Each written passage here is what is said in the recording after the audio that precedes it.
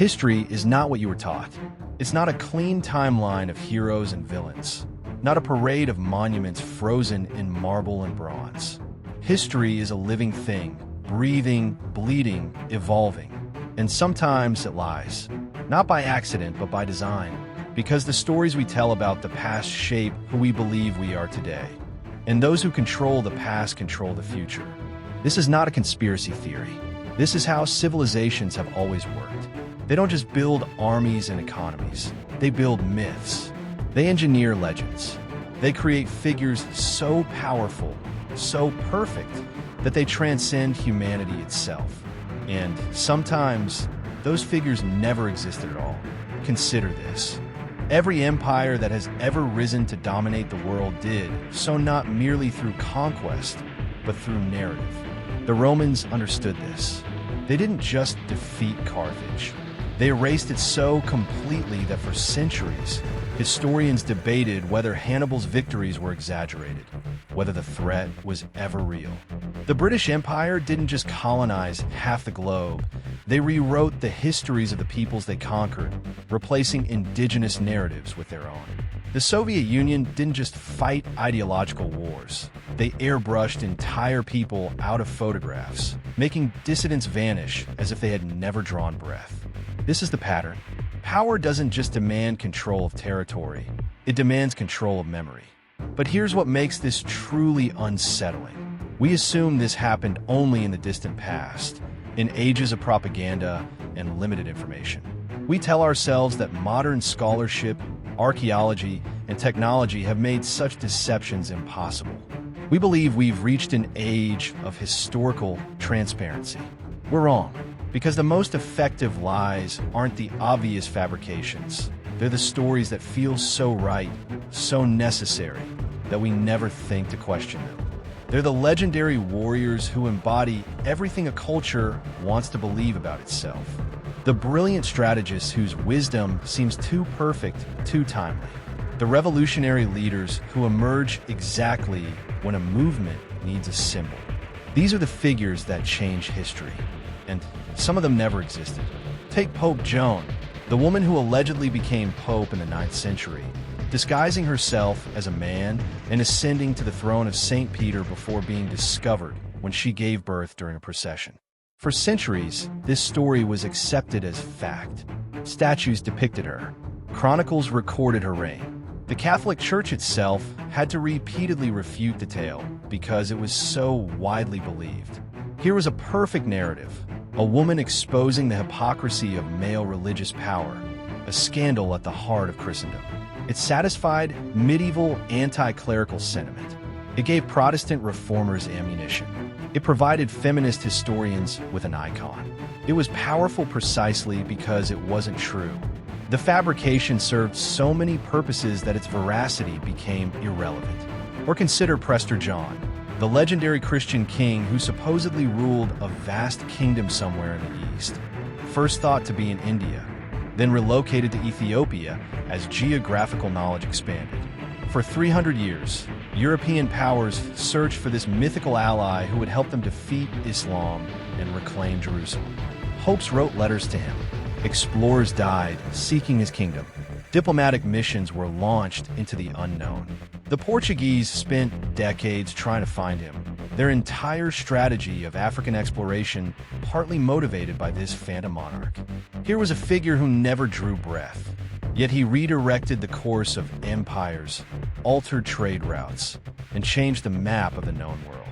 A ghost-shaped reality. But these aren't merely curious footnotes in dusty academic journals. They're symptoms of something deeper, something that reveals how civilizations actually function. Because the question isn't just whether certain figures were real, it's why cultures needed them to be real. What does it tell us about medieval Christianity that it required Pope Joan to exist? What does it reveal about European powers that they spent centuries chasing Prester John? These fabrications weren't random. They filled specific psychological and political needs. They solved problems that reality couldn't solve. They provided hope when hope was scarce, enemies when enemies were needed, validation when doubt crept in. Now, push this pattern forward through time and watch how it evolves. The mechanisms change, but the impulse remains. In the 20th century, mass media didn't eliminate the creation of mythical figures. It industrialized it. The tools became more sophisticated, the reach more total, the deceptions more seamless. Consider how many iconic photographs from major historical events were later revealed to be staged, manipulated, or fundamentally misleading. The Soviet soldier raising the flag over the Reichstag in 1945, one of the most famous images of World War II, was posed after the actual battle, and the photographer removed a watch from the soldier's wrist in the darkroom because it revealed he'd been looting. Iwo Jima's flag raising, perhaps the most celebrated American photograph of the war, was actually the second flag raised that day, posed for the camera hours after the first. These aren't mere details. They're evidence that even in the age of photography, what we remember as history is what someone chose to show us. But stage photographs are obvious once you know to look for them. The more interesting cases are subtler. They're the resistance leaders whose exploits were exaggerated by intelligence agencies to demoralize enemy forces. The defectors whose testimonies were crafted by the nations that received them. The atrocity stories, some true, some embellished, some entirely fabricated, that appeared precisely when governments needed public support for war. During the First World War, British propaganda spread stories of German soldiers bayoneting Belgian babies and crucifying Canadian soldiers. These accounts were investigated after the war and found to be baseless. But they'd already served their purpose. They'd turned public opinion. They'd made the unthinkable, industrial slaughter on an unprecedented scale, seem morally necessary. The lies mobilized millions to their deaths before truth could catch up. What makes these fabrications so effective is that they tap into existing narratives, existing fears, existing hopes. They don't create new stories from nothing. They give form to what a society already wants to believe. This is why the most successful mythical figures aren't random inventions. They're crystallizations of collective need. In the 19th century, various Native American leaders were falsely credited with speeches they never gave, eloquent philosophical addresses that perfectly articulated what white audiences wanted to believe about noble savages facing inevitable civilization. Chief Seattle's famous environmental speech, still quoted today, was actually written by a screenwriter in 1971. It wasn't based on any actual speech, but it endured because it satisfied a cultural hunger for indigenous wisdom that validated modern ecological concerns. The fabrication succeeded because it told people what they needed to hear. This reveals something crucial about how power actually works. Governments and institutions don't just control through force. They control through mythology. They create heroes that embody their values, villains that justify their actions, and historical narratives that make their dominance seem natural and inevitable.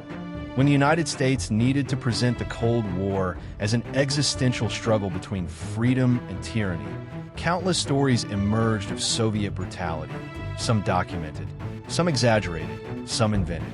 When the Soviet Union needed to delegitimize capitalism, similar processes occurred in reverse.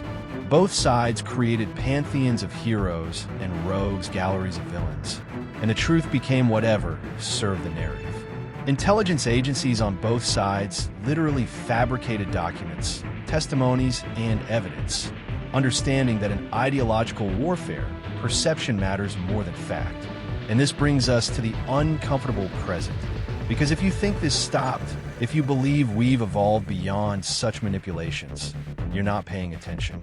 We live in an age of unprecedented information access and unprecedented information warfare. Deepfakes can now create video of anyone saying anything. Artificial intelligence can generate photographs of events that never occurred. Social media amplifies compelling narratives regardless of their veracity. And the speed of information spread now outpaces the speed of fact-checking. We're not living in an age of historical transparency. We're living in an age where the creation of mythical figures and fabricated narratives has become easier, faster, and more targeted than ever before. The tools have changed, The impulse hasn't. Look at how modern movements create origin stories and founding figures almost in real time, crafting legends that serve immediate political needs. Anonymous manifestos appear online, attributed to shadowy collectives. Whistleblowers emerge with perfectly timed revelations. Martyrs are created whose actual lives bear little resemblance to how they're remembered months later. We're watching the process that created Prester John and Pope Joan happen at digital speed, and most people can't see it because they're inside the narrative, not examining it. The question isn't whether you believe specific claims. The question is whether you understand that every era creates the heroes and villains it needs, and ours is no different. This is where history becomes genuinely terrifying, because it suggests that much of what we believe about the past, and therefore about ourselves, might be narrative construction rather than factual record. How many figures we consider historical certainties are actually composites, exaggerations, or complete fabrications that serve purposes we no longer remember? How many of the stories that define our civilizations, our nations, our identities, are myths that hardened into accepted truth simply through repetition? The archaeological and documentary evidence for many historical figures we take for granted is surprisingly thin. We know they existed because other sources say they existed, and those sources are considered reliable because they're old, because they're authoritative, because scholars have cited them for generations. But reliability and truth aren't synonyms. Consider that every civilization that has collapsed believed its own narratives completely. Rome thought it was eternal. The Ottomans thought they were divinely ordained. The British believed their empire would last 1,000 years. They all had their heroes, their founding myths, their unquestionable truths. And they were all wrong. Not because they were stupid. They were brilliant, sophisticated cultures with advanced philosophy and historical consciousness. They were wrong because they were human, and humans build reality from stories, not the other way around. We don't observe the world and then create narratives. We create narratives and then observe the world through them. This is how we function. This is why civilizations rise and fall, not primarily through military or economic forces, but through the exhaustion of their animating myths. What happens when a society stops believing its own stories? When the heroes seem hollow, when the historical justifications feel insufficient, when the grand narratives that made sacrifice and struggle meaningful begin to crack. This is the real collapse, the one that precedes political and economic disintegration. It happened to Rome when Christianity undermined classical values. It happened to medieval Christendom when the Reformation shattered religious unity. It's happening now, in real time, as established narratives face unprecedented scrutiny and alternative stories proliferate faster than consensus can form.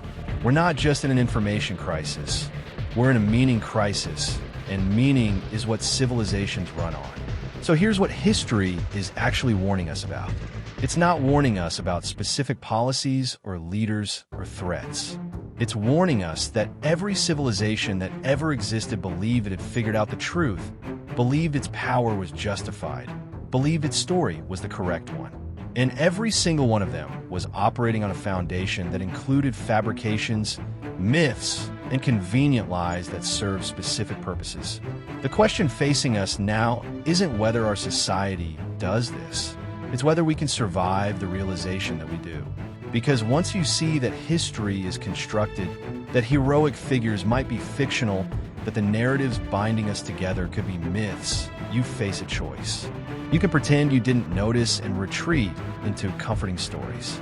Or you can accept that power has always been about controlling what people believe happened, not just what happens. And in that acceptance, maybe, just maybe, you find something more solid than myth. You find the capacity to question, to verify, to resist the next beautiful lie before it becomes historical fact. Because the figures we need to be most skeptical of aren't ancient legends from distant centuries. They're the ones being created right now, in real time, becoming tomorrow's unquestionable truth. And whether you choose to notice or not, that process never stops. It's happening as you hear these words. The next mythical figure who will shape future history might already exist in your timeline, your news feed, your consciousness. The only question is whether you will recognize the construction before it hardens into stone.